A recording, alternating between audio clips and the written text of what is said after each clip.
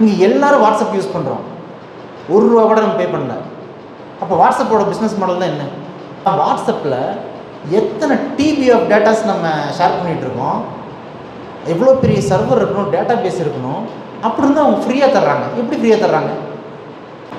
Google ட்ரைவில் 15 ஜிபிக்கு மேலே போச்சுன்னா அவங்க மந்த்லி பே பண்ணுங்கன்னு சொல்கிறாங்க. ஒரு 15 ஜிபிக்கு மேலே போச்சுன்னா.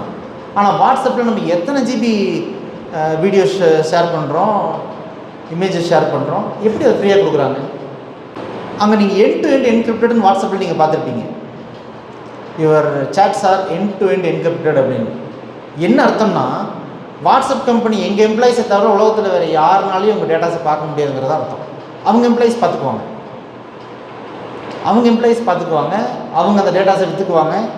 நீங்கள் உங்கள் ஃப்ரெண்டுக்கு வந்து நான் ஒரு புது கார் வாங்கலான்னு பிளான் பண்ணியிருக்கேன், பிலோ 10 lakhs பட்ஜெட்டில் அப்படின்னு நீங்கள் ஒரு மெசேஜ் அனுப்பிச்சிங்கன்னா அந்த டேட்டா வந்து வாட்ஸ்அப்போட ஏஐ அனலைஸ் பண்ணி கார் கம்பெனிஸ்க்கு எல்லாத்துக்கும் சென்ட் பண்ணும்.